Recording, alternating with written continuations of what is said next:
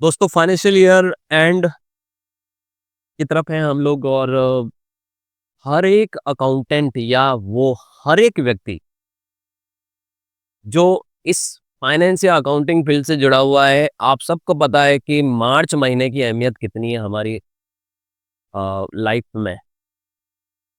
जितना इम्पोर्टेंट दिसंबर नहीं लगता उतना इम्पोर्टेंट हमें मार्च लगता है, स्पेशली फाइनेंशियल फील्ड से जुड़े हुए लोगों को। चाहे बैंकर्स हैं, चाहे अकाउंटेंट्स हैं, चार्टर्ड अकाउंटेंट्स हैं, टैक्स प्रैक्टिशनर्स हैं, एडवोकेट्स हैं, या फाइनेंस कंपनीज हुआ, इंश्योरेंस कंपनीज हुआ, हर एक बिजनेसमैन हुआ, हर एंटरप्रेन्योर हुआ, छोटे से लगाकर बड़ा, हर कॉर्पोरेट्स हुआ, हर व्यक्ति के लिए मार्च की इंपॉर्टेंस बहुत ज़्यादा है। लेकिन आप में से बहुत कम लोगों को ये पता है कि मार्च की जितनी इंपॉर्टेंस है, उतनी हर महीने की आखिरी तारीख की भी इंपॉर्टेंस होती है। यानी मंथ एंड क्लोजिंग भी आपकी बिज़नेस में, आपकी जो फाइनेंशियल करियर है, उसमें बहुत इंपॉर्टेंट रोल प्ले करता है। बहुत कम लोगों को ये पता है। हम लोगों को लगता है कि यार मार्च फाइनेंशियल ईयर का एंड है, हमें अपनी बुक्स को फाइनलाइज़ करना है, हमें चीज़ों को रिकंसाइल करना है और हमें आगे बढ़ना है एक नए ईयर में। लेकिन आपको शायद ये नहीं पता है कि ये काम जो आप मार्च में करते हैं, अगर ये काम आप मंथ टू मंथ अगर आप मंथ टू मंथ रिकंसिलिएशन करें, तो मार्च में शायद आपके पास इतना काम ही नहीं हो करने का और एक्यूरेट आपका हर काम हो। तो रिकंसिलिएशन यानी चीज़ों का मिलान करना, हर एक अकाउंटेंट के लिए ये एसेंशियल है और हर अकाउंटेंट को इसके ऊपर मास्टरी करना ज़रूरी होता है, क्योंकि फाइनेंशियल रिपोर्टिंग की एक्यूरेसी और एफिशिएंट इंटरनल कंट्रोल के लिए ज़रूरी है कि आपकी रिकंसिलिएशन के ऊपर अच्छी पकड़ हो। रिकंसिलिएशन का मतलब होता है मिलान करना, क्योंकि जब चीज़ें नहीं मिलती है तब हमारा सारा मामला गड़बड़ा जाता है कि यार चीज़ें मिल नहीं रही है, क्या करें? अभी ये हमें ऑडिट करानी है, अभी हमें ये जीएसटी ऑनलाइन भरना है, अभी हमें ये 9C भरना है। अरे! ये मेरा तो बैंक बैलेंस नहीं मिल रहा है, मेरी बै कैश बुक से, पासबुक नहीं मिल रही है। मेरा ये स्टॉक नहीं मिल रहा है, मेरे ये डेटर क्रेडिटर के अकाउंट्स नहीं मिल रहे हैं। तो रिकंसिलिएशन प्रोसेस बहुत इंपॉर्टेंट होती है। हम में से बहुत कम लोग ये जानते हैं कि कितनी प्रकार के रिकंसिलिएशन होते हैं जो एक अकाउंटेंट को मास्टरी होनी चाहिए, और मंथ टू मंथ बेसिस पर ये रिकंसाइल अगर वो करता है तो उसके लिए ईयर एंड क्लोजिंग बहुत आसान हो जाता है। और अगर आप मंथ टू मंथ नहीं भी करते हैं तो आप ईयर टू ईयर भी अगर करते हैं, जैसे बेसिकली क्या होता है, it is depends on your data, the quantum of data, कि आपके पास डेटा कितना है। अगर क्वांटम बहुत ज्यादा है तो आपको जितना कम समय में आप उसकी रिकंसिलिएशन करोगे उतना ज्यादा बेटर रहेगा। जैसे मैं आपके सामने एक बैंक स्टेटमेंट ओपन कर रहा हूँ, देखिए। ये कॉर्पोरेट एक ट्रस्ट का बैंक स्टेटमेंट है, रिलीजियस ट्रस्ट का। 2 महीने के ट्रांजेक्शन है, नवंबर और दिसंबर 2025 के 650 एंट्री। छोटी छोटी एंट्रियां देखिए आप, 11 रुपए, 20 रुपए, इस तरीके की। तो अब आप समझिए कि इस केस में तो आपको रिकंसिलिएशन हर 15-15 दिन में, हर 7-7 दिन में, या ज्यादा, अगर ज्यादा भी मुमकिन नहीं है तो हर महीने आपको रिकंसिलिएशन करना चाहिए। आप इसको ईयरली बेसिस पे नहीं जा सकते। पता पड़ा ईयरली बेसिस पे गए 15,000 ट्रांजेक्शन, अब रिकंसाइल करने में आपको वहां पर दिनों लग जाएंगे, घंटों की सिटिंग करनी पड़ेगी। जितना डेटा बढ़ता जाएगा आपके लिए हेडेक उतना ही बढ़ता जाएगा, इसलिए आपको अपना रिकंसिलिएशन का पीरियड है वो शॉर्ट करना पड़ेगा। मैं सबसे पहले डिस्कस करूंगा कि भाई मैं ये वीडियो क्या लेने जा रहा हूँ, क्यों लेने जा रहा हूँ, और क्यों आपको इस सीरीज को पूरा देखना चाहिए। फर्स्ट ऑफ ऑल आप सबको मैं बता दूं कि एक अकाउंटिंग फील्ड से जुड़े हुए हर व्यक्ति को, जो कॉमर्स फील्ड से जुड़ा हुआ है, चाहे वो बिजनेसमैन हो, अकाउंटेंट हो, सीए हो, या कोई भी टैक्स प्रैक्टिशनर हो, एडवोकेट हो, उसके लिए ये जो रिकंसिलिएशन की सीरीज में लेके आने वाला हूँ यूट्यूब चैनल पर, इसके सारे वीडियो देखना बहुत ज़रूरी है, ताकि आपकी नॉलेज में एक ऐसा इम्प्रूवमेंट हो और ऐसी आप नॉलेज गेन करें जो आपको फ्यूचर में आपके काम को बहुत आसान कर देगी। रिकंसिलिएशन क्या होता है और कितनी प्रकार के होते हैं, इस पे हम लोग बात करते हैं। बेसिकली क्या होता है, रिकंसिलिएशन का मतलब होता है दो चीजों का आपस में मिलान करना। जैसे देखिए, मैं आपको एक सीधा सा एग्जांपल बताता हूँ। बैंक के जो आपके ट्रांजैक्शन होते हैं, जैसे मान लो मेरी एबीसी प्राइवेट लिमिटेड एक कंपनी है और मेरा एचडीएफसी बैंक में अकाउंट है। अब बैंक से मुझे स्टेटमेंट मिलता है, मैं जो ट्रांजैक्शन करता हूँ बैंक के साथ। अब मैं खुद भी तो अपनी बैंक बुक, यानी मेरी कैश बुक बन रही है जिसमें बैंक का कॉलम है। अब मेरी बुक में मान लो किसी महीने के एंड में 5 लाख रुपए का बैलेंस आ रहा है और स्टेटमेंट में मैं देख रहा हूँ वहां पर 4,67,000 रुपए आ रहे हैं, तो भैया ये डिफरेंस 33,000 रुपए का कैसे आ गया? इसको कौन ढूंढेगा, इस डिफरेंस को? तो जब आप दो दो अलग अलग डॉक्यूमेंट का आपस में, जो कि एक जैसे ट्रांजेक्शन को रिप्रेजेंट कर रहे हैं, दोनों को आपस में जब आप क्रॉस चेक करते हैं, मैचिंग करते हैं, उसी को हम रिकंसिलिएशन कहते हैं। अब ये रिकंसिलिएशन किन किन चीजों का हो सकता है? एक तो हमें रेगुलर बेसिस पे बैंक स्टेटमेंट को अपनी कैश बुक के बैंक कॉलम के साथ रिकंसाइल करना जरूरी मैंडेटरी प्रोसेस है। आप नंबर ऑफ ट्रांजेक्शन पर डिपेंड करता है कि आप इसको 7-7 दिन की प्रोसेस में लें या 15 दिन की प्रोसेस में लें या मंथली प्रोसेस में लें, आपको रिकंसाइल करना ही होता है। मैं मेरी बात करूं तो मैं अपने खुद के बैंक स्टेटमेंट को अपनी बुक्स के साथ मंथली बेसिस पे रिकंसाइल करता हूं। वो डिपेंड करता है कि नंबर ऑफ डेटा आपका कितना है। तो कैश बुक में जो एंट्रियां हो रही है बैंक की, उसको बैंक स्टेटमेंट या बैंक की पासबुक के साथ मैच करना बैंक रिकंसिलिएशन प्रोसेस कहलाता है, जो एक रेगुलर एक्टिविटी है जो हर अकाउंटेंट को करनी पड़ती है। अभी हम आज इस सीरीज की शुरुआत करने जा रहे हैं और सबसे पहले बैंक स्टेटमेंट पे ही बातें करेंगे, रिकंसिलिएशन विथ प्रैक्टिकल एग्जांपल और कंप्लीट लर्निंग के साथ। फिर हम बात करेंगे वन बाय वन सप्लायर यानी अकाउंट्स पेएबल रिकंसिलिएशन। किसी भी कंपनी के पास मान लो मेरे सप्लायर का बैलेंस मेरी बुक्स में कितना दिख रहा है और मेरा बैलेंस उनकी बुक्स में कितना दिख रहा है, तो जो सप्लायर का हम स्टेटमेंट मंगवाते हैं उसके साथ हमारे पास जो सप्लायर के ट्रांजेक्शन चल रहे हैं उसको रिकंसाइल करना, उसको मैच करना, सप्लायर या एपी रिकंसिलिएशन कहलाता है। आपके कस्टमर जो है जिनसे आप पैसे मांगते हो, उनके कस्टमर के स्टेटमेंट मंगवाओ और उनसे आप अपनी बुक्स में जो रिसीवेबल है यानी उनका अकाउंट है उसको रिकंसाइल करो। ये एआर रिकंसिलिएशन यानी कस्टमर रिकंसिलिएशन कहलाता है। स्टॉक का इन्वेंट्री रिकंसिलिएशन, जैसे मान लो आप एक अकाउंटेंट हो, आप अकाउंटिंग चला रहे हो, आपकी बुक्स में स्टॉक कितना दिख रहा है और स्टोर डिपार्टमेंट से आप स्टॉक का रजिस्टर मंगवाओ या उसका रिकॉर्ड मंगाओ और उसको रिकंसाइल करो, यानी फिजिकल स्टॉक के साथ बुक्स का स्टॉक आप कंपेयर करिए, इसको इन्वेंटरी रिकंसिलिएशन कहते हैं। जनरल लेजर रिकंसिलिएशन, आप अपनी सारे जो कॉमन लेजर्स हैं, सारे अकाउंट्स, उनको आप आपस में रिकंसाइल करिए, जनरल लेजर रिकंसिलिएशन कहलाता है। इंटर कंपनी रिकंसिलिएशन, जब बड़े कॉर्पोरेट हाउस, बड़ी कंपनियां जो होती है, जो इंटर कंपनी का मतलब जो बड़ी बड़ी ग्रुप कंपनीज होती है, उनमें एक कंपनी का दूसरी कंपनी के साथ जो बैलेंस रिकंसाइल होता है उसको हम कहते हैं इंटर कंपनी रिकंसिलिएशन के भाई तुम मुझसे कितना मांगते हो और मैं आपसे कितना मांगता हूँ, आपस में दोनों के डेटा को रिकंसाइल करना। पेरोल रिकंसिलिएशन, जहां पर आप अपना जो एचआर डिपार्टमेंट है उससे जो पेरोल का डेटा लेते हो कि हर महीने मान लो इस महीने आपका सैलरी इतना गया, आपका ग्रॉस इतना बना, आपका नेट इतना बना, डिडक्शन इतने बने, स्टैट्यूटरी पेमेंट इतने बने, उसको आपकी बुक्स में जो आप एंट्री चढ़ा रहे हो उसके साथ रिकंसाइल करना, that is called payroll reconciliation. Fixed assets reconciliation, आपके जनरल लेजर के साथ आपकी जो एसेट्स का रजिस्टर है उसको मैच करना, फिक्स्ड एसेट्स रिकंसिलिएशन होता है कि भाई एसेट का बैलेंस आपका कितना चल रहा है। टैक्स रिकंसिलिएशन, जो भी टैक्सेस आप पे करते हो, चाहे जीएसटी हो, जीएसटी में रिकंसिलिएशन एक बहुत बड़ी भूमिका हमें ध्यान देना, एवरी मंथ हमें करना है जीएसटी 2B 2A 1 का रिकंसिलिएशन, चालान रिकंसिलिएशन। तो ये एक महत्वपूर्ण प्रक्रिया है जो सारे जितने भी टैक्सेस जो आपके बिजनेस से कनेक्टेड है उनका प्रॉपर उनके जो पोर्टल पे जो काम हो रहा है उसके साथ बुक्स का reconciliation one of the very important. ये स्पेशली आपको GSTR 1, GSTR 3B, GSTR 2B, GSTR 2A, इन सब के रिकंसिलिएशन आपको आने चाहिए। ध्यान देना, आप अगर ये करते चलते हो तो आपकी बुक्स मिसमैच नहीं होती। अगर आप ये नहीं करते हो तो आपको आगे जाके बड़ी प्रॉब्लम होती है जब आप अपनी एनुअल कंप्लायंसेस में या ऑडिट में जाते हो।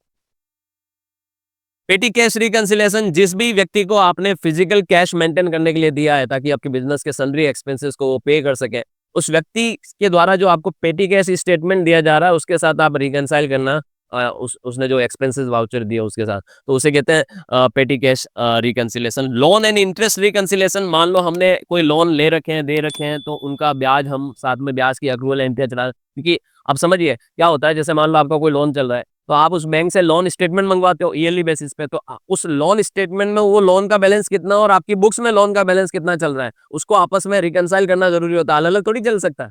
पता चला कि मेरी बुक्स में तो मेरा लोन नील हो गया जबकि वहाँ स्टेटमेंट में अभी भी 70,000 रुपए पेंडिंग है जो आपको अब चुकाने अगले कुछ किस्तों में, तो ये रिकंसाइल करना बहुत जरूरी है। ये डिफरेंस क्यों आ रहा है सब, और ये सारे रिकंसिलिएशन हम लोग बेसिकली वन बाय वन सीखेंगे। आज की मेरी वीडियो डेडिकेटेडली किसके ऊपर है, कौन से टॉपिक पर है, बैंक रिकंसिलिएशन के ऊपर है। इसको हम सारे जितने भी मैंने अभी आपके सामने रिकंसिलिएशन किए हैं इनको हम एग्जांपल के साथ आपको मैं रिकंसाइल करना सिखाऊंगा।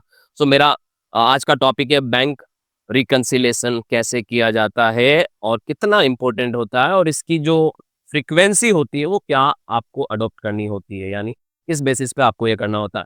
हर अकाउंटेंट को ये काम करना ही करना है। खाली सेल परचेज के बिल चढ़ाना या रिसिप्ट पेमेंट की एंट्रियां करना सॉफ्टवेयर में ही यही आपका रोल नहीं है। आपके रोल को आपको एक्सपांड करने की जरूरत पड़ेगी और उसमें से एक महत्वपूर्ण काम होता है जो आपको पीरियोडिक बेसिस पर यानी मंथली बेसिस पे करना ही करना है, वो होता है bank reconciliation, right. Bank reconciliation की इस टॉपिक को आप पूरा देखिएगा, इस वीडियो को कंप्लीटली देखिएगा ताकि आपको चीजें समझ में आए। लेकिन मैं रिक्वेस्ट करूंगा आप लोगों से कि ये पूरी सीरीज आपको तभी आगे जाके आपके सामने आएगी जब भी आप मोबाइल की स्क्रीन पर यूट्यूब खोलेंगे, जब आपने चैनल को सब्सक्राइब किया होगा। तो एक तो चैनल को सब्सक्राइब करिए और वो जो बेल आइकन वाला क्लिक है उसको क्लिक कर दीजिए ताकि हर नोटिफिकेशन आपको इमीडिएटली मिल जाए जब भी कोई नई वीडियो आए।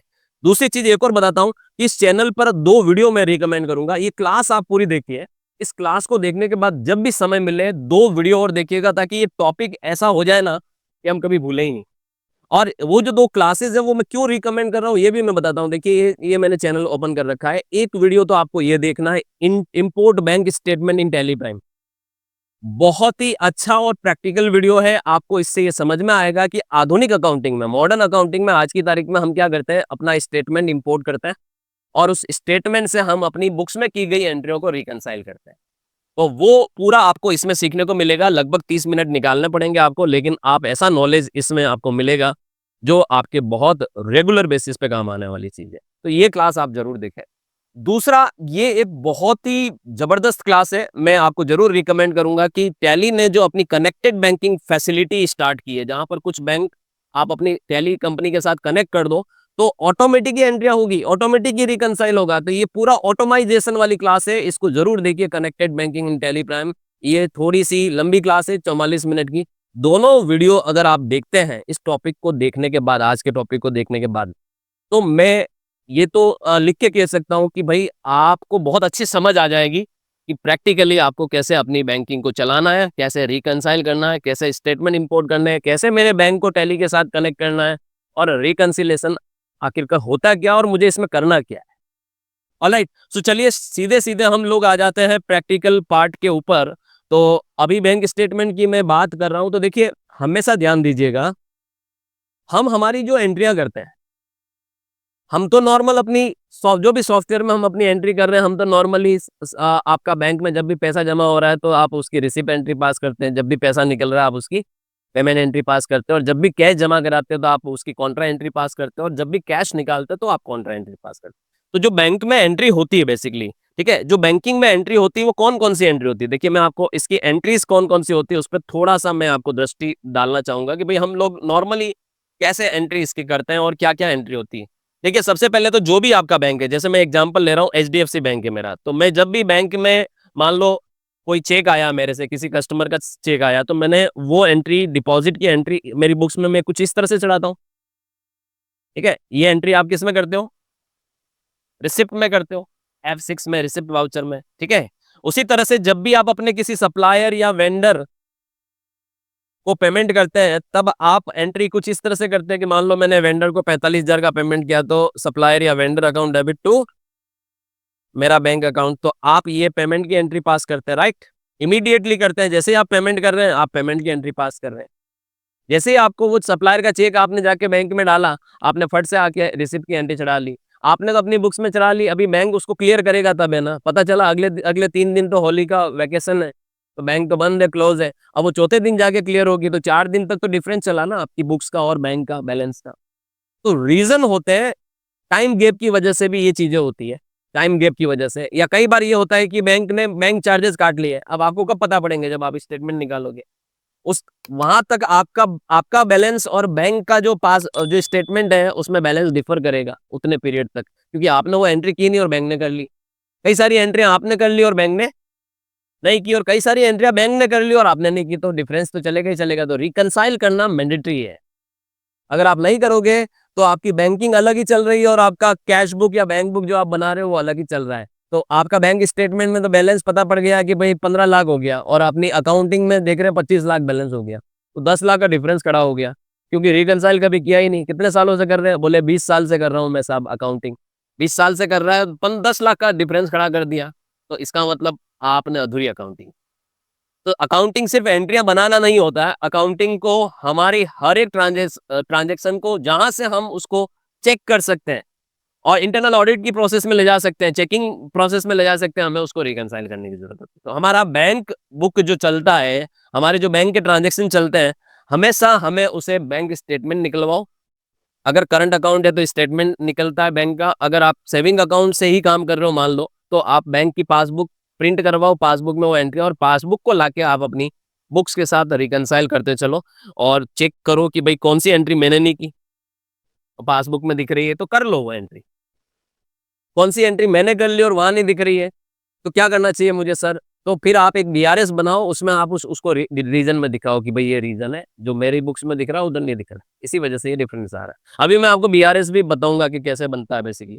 देखिए ये सारे ट्रांजेक्शन होते हैं जो हमारी बुक्स में। कॉन्ट्रा एंट्री क्या होती है साहब? जब हम बैंक में पैसा जमा कराते हैं कैश में, जैसे मान लो मैंने 10,000 रुपए ले जाके कैश जमा कराया, तो this is Contra entry, right. और ये आपकी कॉन्ट्रा एंट्री, ठीक है, 10,000 से 10,000। और कॉन्ट्रा एंट्री क्या होती है सर? जैसे कैश विड्रॉ करते हो तब भी कॉन्ट्रा एंट्री होती है। जैसे कैश आपने निकाला जाके, विड्रॉल स्लिप भर के 5,000 रुपए आपको जरूरत थी, आपने कैश निकाला, तो आप वो एंट्री भी आप इस तरह से करते हैं, कॉन्ट्रा एंट्री। कई बार इंटर बैंक ट्रांसफर भी होता है, जैसे मेरा अकाउंट, मेरे अलग अलग अकाउंट है, एसबीआई में भी है, एचडीएफसी में भी है, एसबीआई से इधर भेज दिया या इधर से उधर भेज दिया, तो ये इंटर बैंक ट्रांसफर की एंट्रियां भी मैं यहीं पर करता हूं। इसको भी मैं कॉन्ट्रा की तरह ही ट्रीट करता हूं। जैसे एसबीआई में मैंने पैसा डाला है, जो जमा कराया मान लो यहाँ पर 50,000 रुपए, और वो मैंने अपने एचडीएफसी बैंक से ट्रांसफर किया अपने एसबीआई के अकाउंट में, तो मेरा ही अकाउंट है एसबीआई में भी, तो ये एंट्री भी मैं अपनी बुक्स में कॉन्ट्रा में करता हूँ। तो कुछ इस तरीके की ट्रांजेक्शन हम लोग चढ़ाते हैं। कोई बैंक चार्जेस ले लेता तो भी वो ट्रांजेक्शन हम लोग चढ़ाते हैं बुक्स में, पता चलने पर। बैंक को इंटरेस्ट दे रहा है सेविंग पर, या हमारा एफडी आरडी के डिपॉजिट से वो इंटरेस्ट हमारे सेविंग अकाउंट से हमने लिंक कर रखा है, उसमें आ रहा है, वो एंट्री भी हम लोग। बैंकिंग ट्रांजेक्शन जितने भी होते हैं, सारी की सारी ट्रांजेक्शन्स आपकी बैंक स्टेटमेंट में भी दिखनी चाहिए और आपकी बुक्स में भी दिखनी चाहिए। अगर उधर दिख रही इधर नहीं दिख रही है तो फिर दिखाओ, इधर दिख रही उधर नहीं दिख रही है तो रीजन बताओ, क्योंकि आप बैंक के स्टेटमेंट में हाथ से तो नहीं एंट्री कर सकते हो, तो बैंक ही करेगा। अब देखिए इसको समझिए आप, ये टेक्निकली किस तरीके से मुमकिन होता है। थोड़ा सा मैं अब जूम आउट कर रहा हूँ, ये आपके सामने पूरी पिक्चर है। एक तरफ मैंने कैश बुक बना रखी है, ये मान लो मेरी कैश बुक है समझने के लिए, और ये मान लो मेरी बैंक स्टेटमेंट है जो मैंने प्रिंट निकलवा के लेके आया। ये मान लो पूरे मार्च महीने के ट्रांजेक्शन माना। पता चला कि कैश बुक का बैलेंस मुझे 15,000 ही दिख रहा है 31 मार्च को, जबकि बैंक स्टेटमेंट में बैलेंस 49,700 रुपीज दिख रहा है। ये कैसे मुमकिन है? मतलब आपकी बुक्स में आप जो अकाउंटिंग कर रहे हो उसमें 15,000 का ही बैंक बैलेंस दिख रहा है, जबकि एक्चुअल में बैंक स्टेटमेंट जो प्रिंट निकलवाया या पासबुक में जो आपने एंट्रिया करवाई उसके मुताबिक तो आपके खाते में कितने पड़े? 49,700 रुपीज पड़े। इट मीन्स कुछ ना कुछ गड़बड़ है। गड़बड़ हमारी एंट्रियों में भी हो सकती है और उधर से जो स्टेटमेंट में दिख रही है वो भी। गड़बड़ का मतलब ये है कि एक तरफ दिख रहा है दूसरी तरफ नहीं दिख रहा है, जिसकी वजह से ये बैलेंस क्या हो रहा है, डिफरेंस चल रहा है। अच्छा मैं आपसे एक सवाल पूछ रहा हूँ, आप लोग मेरे सामने बैठे हुए हैं, यूट्यूब पे भी बहुत लोग ये वीडियो देख रहे हैं। मेरा ये सवाल है, आप आंसर में जरूर लिखिएगा इसको, कि कैश बुक कौन बनाता है? अकाउंटेंट यानी हम? यानी यहां पर मुमकिन है कि हम इसको छेड़ सकते हैं क्योंकि हम ही बनाते हैं। और वो जो बैंक स्टेटमेंट कौन देता है हमें? वो बैंक देता है, यानी वो बैंक बनाता है। पासबुक बैंक एंट्री करता है पासबुक में। इसमें आप हाथ से कुछ नहीं कर सकते, इसमें जो है जो ही रहने वाला है ये तो बैंक करेगा, आप थोड़ी कर सकते हैं। तो मतलब ये है कि आपके पास हमेशा ये ऑप्शन रहता है कि भाई आप इन दोनों को जब रिकंसाइल करने बैठ रहे हैं तो रीजन जो आप डालेंगे वो अपने एंड से डालेंगे, उधर से नहीं डालने वाले, उधर कुछ नहीं छेड़ सकते। जो छेड़ना है वो इसको छेड़ना। एम आई राइट? ओके। मतलब अब मैं मिलान करने जा रहा हूं, तो जब मुझे ये पता चल गया है मंथ टू मंथ, जब मैं अपना बैंक स्टेटमेंट और अपनी कैश बुक को जब रिकंसाइल करने बैठता हूं, तो मुझे ये पता चल गया है कि यार डिफरेंस है यार। अगर डिफरेंस नहीं होता तो शायद मुझे रिकंसिलिएशन करने की नौबत ही नहीं आती, शायद क्या करता ही नहीं। जब मैच ही है तो क्या करना है, मैच है। लेकिन अगर मैच नहीं है, मिस मैच है, तो रिकंसाइल करना पड़ेगा। तो बैंक रिकंसिलिएशन स्टेटमेंट बनाना पड़ता है, जिसे कहते हैं बीआरएस। हालांकि सॉफ्टवेयर में ये सब चीजें थोड़ी अलग हो गई है अब। सॉफ्टवेयर में बिल्कुल ही तरीका अलग हो गया, लेकिन अभी हम थीम समझ रहे हैं। फिर मैं सॉफ्टवेयर पे भी ले जाऊंगा, टैली पे भी ले जाऊंगा, टैली 7.0 पे ले जाऊंगा, सबसे लेटेस्ट वर्जन पे कि कैसे करते हैं। लेकिन अभी आपको कॉन्सेप्ट समझने की जरूरत है कि कैश बुक आपको कुछ और दिखा रही है, बैंक का स्टेटमेंट उस पीरियड का कुछ और दिखा रहा है। रिकंसिलिएशन के लिए सबसे पहली शर्त क्या बताओ?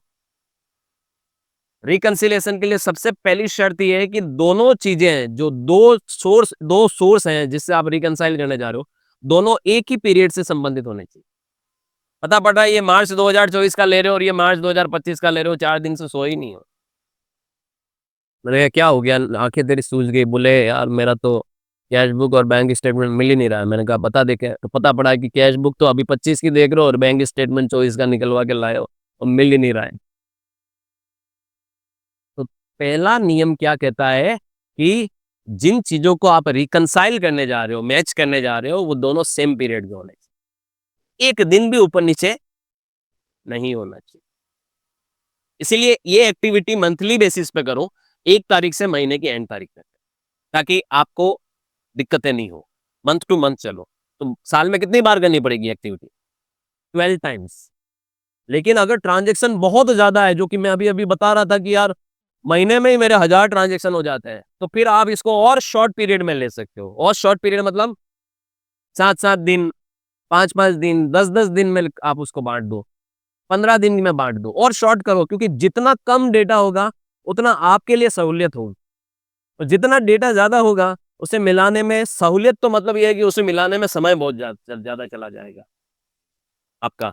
सो ये आपको हमेशा ध्यान रखना है कि भाई सेम पीरियड होना चाहिए। अब मैंने अभी अभी आपको एक चीज और बोली कि भाई सेम पीरियड होना चाहिए, लेकिन हम हमारे एंड से ही जो भी करना है वो कर सकते हैं, उधर से तो नहीं कर सकते हैं, उसको तो नहीं छोड़ सकते हैं, वो तो लॉक्ड है, वो डेटा कभी नहीं चेंज हो सकता। जो चेंज करना है किस में करना है? अपनी बुक्स में करना है। तो अपनी बुक्स का जो क्लोजिंग बैलेंस है, एक चीज और बता देता हूं कि आपको क्लोजिंग बैलेंस लेके चलना, नॉट न कि ओपनिंग, क्योंकि ओपनिंग तो मैच था, क्योंकि पिछले महीने भी आप ये एक्टिविटी करके उस महीने को मैच कर चुके हैं। तो क्लोजिंग लेके चलना है, तो अपनी बुक्स का क्लोजिंग बैलेंस आप उठा लो यहां पर। जैसे ये देखिए मैंने उठाया हुआ है, balance as per cash book 15,000 दिख रहा है। वो 15,000 को मैंने यहाँ पर बैंक रिकंसिलिएशन स्टेटमेंट में ले लिया। अब मैं इसके साथ एडजस्टमेंट करने वाला हूं। एक चीज और समझिए कि आपको क्या करना है, आपको 4 साइड देखनी है।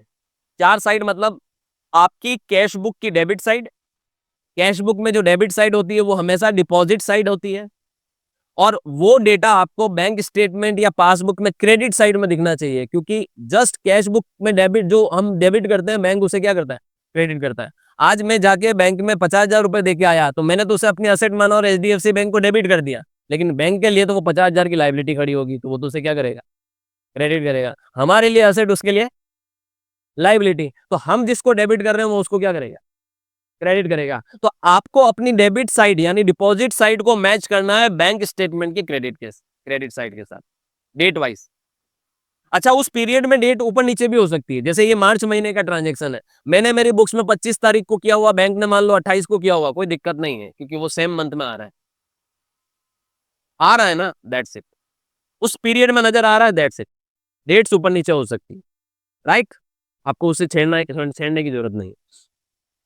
तो सीधी सी बात है, आपको अपनी डेबिट साइड को यानी आपको कैश बुक की डिपॉजिट साइड को बैंक स्टेटमेंट या पासबुक की क्रेडिट साइड यानी डिपॉजिट साइड से मिलान करना है। अब देखिए, मिलान करते वक्त आपको पता चल जाएगा डिफरेंस, बताता हूं। और उसी तरह से जैसे पहला मिलान ये होगा, फिर आप ये देखिए कि बैंक की डिपॉजिट साइड में जो दिख रहा है वो हमारी डिपॉजिट में है कि नहीं है, ये दूसरा मिलान होगा। फिर आप ये देखिए कि हमारी क्रेडिट साइड में यानी हमारी विड्रॉल साइड में जो चीज है वो बैंक की डेबिट साइड यानी विड्रॉल में है कि नहीं है, ये तीसरा मिलान होगा। और फिर ये देखिए कि बैंक की डेबिट साइड में यानी विड्रॉल साइड में जो चीज है वो हमारे में है या नहीं है। यानी आपको रिकंसाइल करने के लिए अपने डेबिट और क्रेडिट और उनके डेबिट और क्रेडिट सबको देखना होता है। यानी ये 4 प्रोसेस में पूरा होगा रिकंसिलेशन। कितनी प्रोसेस में? 4 प्रोसेस में। चलिए देखते हैं। हालांकि यहाँ पर तो बहुत लिमिटेड डेटा है, ये सिर्फ समझाने के हिसाब से मैं लिया हुआ है। बहुत ज्यादा डेटा होगा तो आपको इसको थोड़ा ट्रैकिंग केयरफुली आपको इसको वॉच करना है। तो देखिए, सबसे पहले देखिए आपकी डेबिट साइड में 50,000 है, जो 25 मार्च का एक सेल का चेक रिसीव हुआ, यानी आपने किसी पार्टी को बेचा होगा और उसने आपको चेक दिया तो आपने फट से एंट्री कर दी अपनी बुक्स में। क्या एंट्री करते हैं हम? सेल की। जब कोई पार्टी को हमने सेल किया और उसने हमें बैंक से पैसा मतलब चेक दे दिया तो क्या एंट्री करते हैं? Bank account debit to sales. तो हमने फट से टू सेल्स लिख दिया अपनी कैश बुक में और 50,000 डिपॉजिट दिखा दिए। हम ये देखेंगे कि बैंक स्टेटमेंट में 50,000 पहुंचे कि नहीं पहुंचे। पहुंच गए साहब, चेक डिपॉजिटेड। पहुंच गए मतलब ये तो कारण नहीं है मिसमैच का। इधर भी दिख रहा है, उधर भी दिख रहा है। अब आप देखिए इसमें आपकी दूसरी कोई एंट्री इधर दिख रही है क्या? नहीं दिख रही। सॉर्ट आउट हो गया ये पहला रिकंसिलिएशन। अब आप इसकी क्रेडिट को इसकी डेबिट से मैच करिए। देखिए यहां पर ये 50 से 50 तो मैच हो चुके हैं। 200 रुपए का बैंक ने आपको 31 मार्च को ब्याज दिया है। माना कि ये सेविंग अकाउंट है सपोज, तो ब्याज आया, क्योंकि करंट में तो ब्याज मिलता नहीं है, तो ब्याज आया सपोज। ठीक है, तो ये ब्याज आपको यहाँ स्टेटमेंट में मतलब बैंक ने तो इसे क्रेडिट कर दिया, आपने अभी तक डेबिट नहीं किया क्योंकि आपके दिख ही नहीं रहा है। अब मैं ये तो नहीं कर सकता है कि भाई उसने बैंक ने जो किया, बैंक ने क्यों किया, हटाओ बैंक। बैंक के स्टेटमेंट को आप नहीं छेड़ सकते। आपको जो भी करना है किधर करना है? अपनी कैश बुक में करना है। तो आपको क्या करना है, ये 200 रुपए कारण बन रहा है डिफरेंस का, क्योंकि ये स्टेटमेंट में क्रेडिट हो रखा है और हमारे यहाँ पर डेबिट नहीं हुआ। अच्छा एक चीज बताओ, मुझे ये बताओ कि बैंक में ये क्रेडिट हो रहा है मतलब ये इसने आपके बैंक बैलेंस को बढ़ाया, बढ़ाया? तो ये यहाँ पर कैश बुक के बैलेंस को भी तो बढ़ाना चाहिए था, जो कि नहीं बढ़ाया। यानी उधर क्रेडिट हुआ तो हमारे इधर क्या होना चाहिए था? डेबिट होना चाहिए था। तो हम इस 200 रुपए को यहाँ पर जोड़ देंगे इस 15,000 में, देखिए ऐड कर देंगे।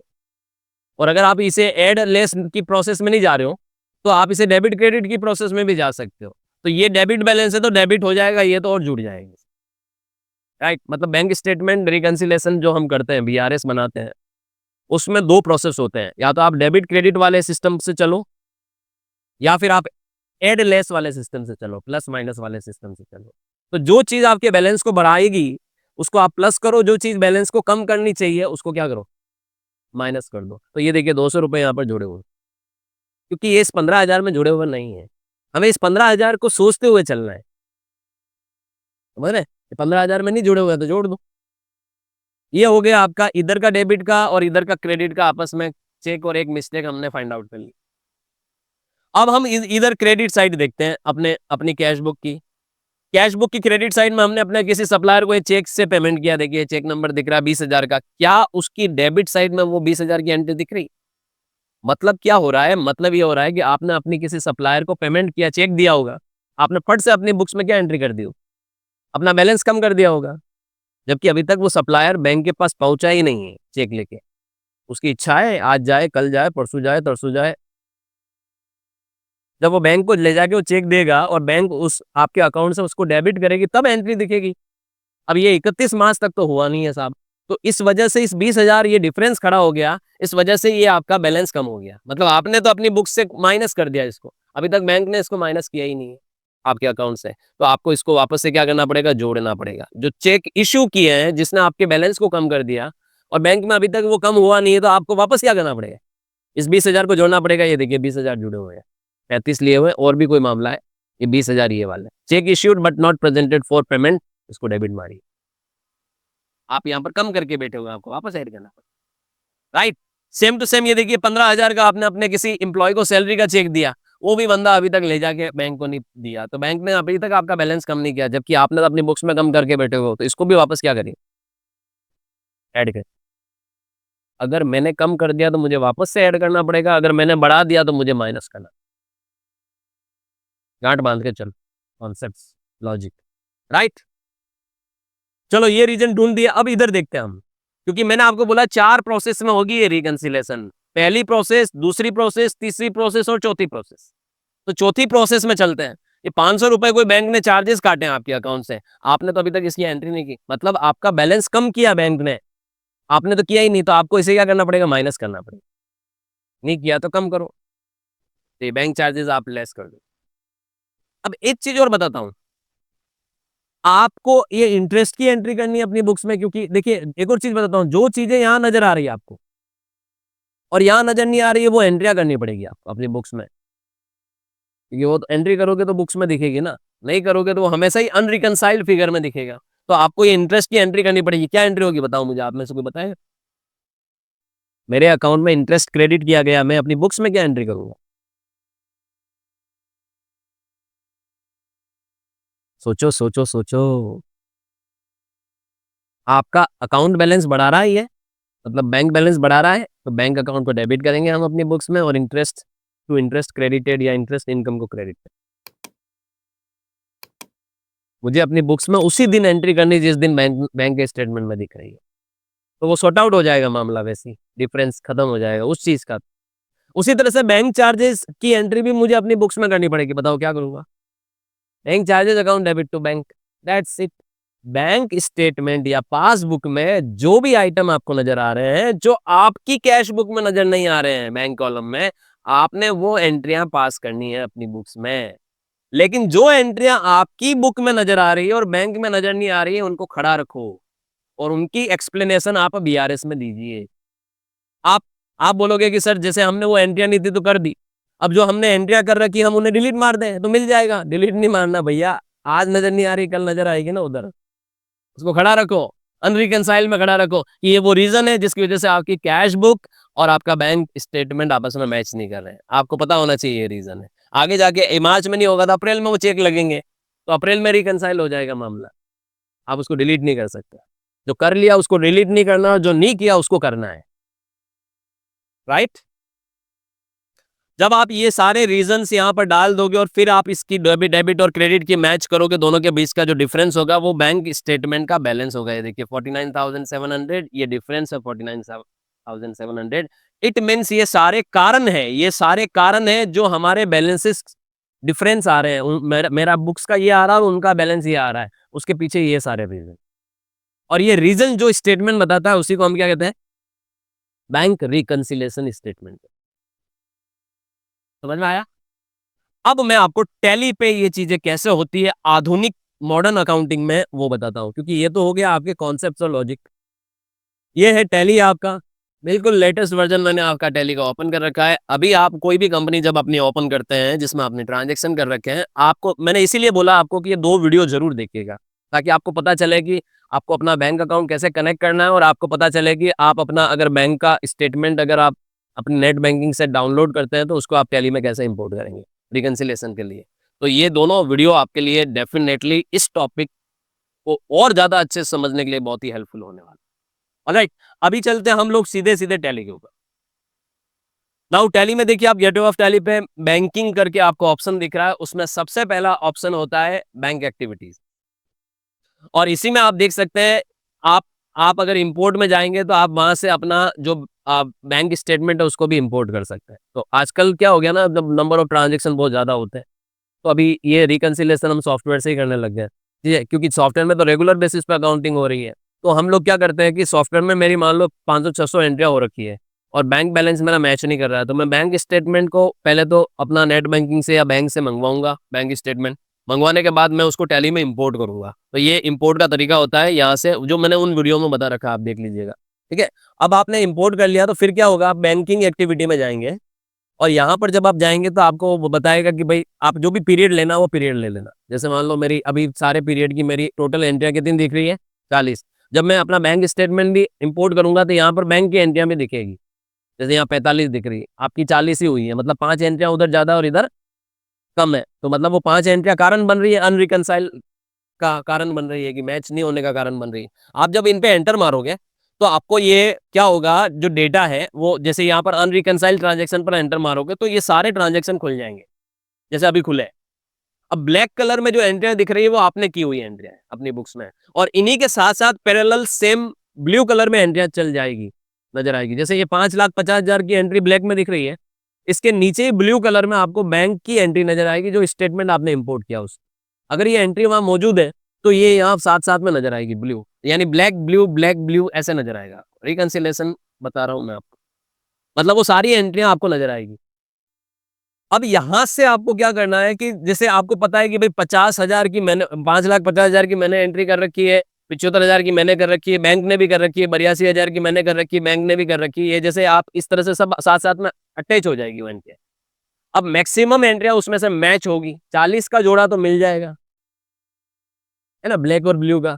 5 का जोड़ा खाली ब्लू में दिखेगा और ब्लैक में नहीं दिखेगा, या ये भी हो सकता है कि 5 ब्लैक में दिखे और ब्लू में नहीं दिखे। तो जो मिल रहा है पहले उनको तो साइड में करो, जो नहीं मिल रहा है उसको रखना है, तो यहाँ से इनको देखिए, ये वो चीजें हैं जो जो लोग जिनको अपना जोड़ा मिल गया, जीवन साथी मिल गया, उनको यहाँ से इस लिस्ट से अलग करो, ताकि पता चले कि किनको नहीं मिला सर। समझ रहे हैं? तो कैसे करते हैं सर अलग, मैं बताता हूँ। आपको क्या करना है, जैसे ये आप टैली में क्या करना, आप इसको कंट्रोल के साथ ऐसे सेलेक्ट करते जाओगे, ये शिफ्ट के साथ, सॉरी, शिफ्ट के साथ आप ऐसे ये ऐसे जो जो मिल रहा है उनको सेलेक्ट करते जाओगे ऐसे। समझ रहे हैं? ये सिलेक्शन हो जाएगा और फिर आप इनको रिकंसाइल कर दो। जैसे आप रिकंसाइल करोगे, और ये जैसे ही मैंने रिकंसाइल किया यहाँ से, अब एक चीज और बताता हूं कि जरूरी नहीं कि आप बैंक स्टेटमेंट को इंपोर्ट करें। आपके हाथ में है बैंक स्टेटमेंट, आप डाउनलोड करके लाए हुए हो, आप उस स्टेटमेंट में देख रहे हो कि ये एंट्री है, ये है, ये है, ये है, तो आपने इनको साइड लिया और इसको रिकंसाइल कर दिया। रिकंसाइल करते ही ये इस लिस्ट से बाहर हो जाएगी सारी entry. It is not necessary कि कोई व्यक्ति बैंक स्टेटमेंट को इंपोर्ट करे और रिकंसाइल करे। वो देखते हुए स्टेटमेंट उसके पास है, उसको देखते हुए यहाँ से इन एंट्रियों को रिकंसाइल स्टेटस डाल सकता है, तो वो इस लिस्ट से क्या हो जाएगी, हट जाएगी, बाकी की एंट्रियां रह जाएगी। तो जितनी, मान लो 45 एंट्रियां टोटल है, 45 में से 40 के स्टेटस आपने रिकंसाइल कर दिया, 5 रह गई। अब वो 5 जो स्टेटमेंट में नहीं दिख रही है और आपकी बुक्स में दिख रही है, उसको पढ़ा रखो बस, 40 क्लियर। वो 5 रीजन है आपका स्टेटमेंट और बुक्स का।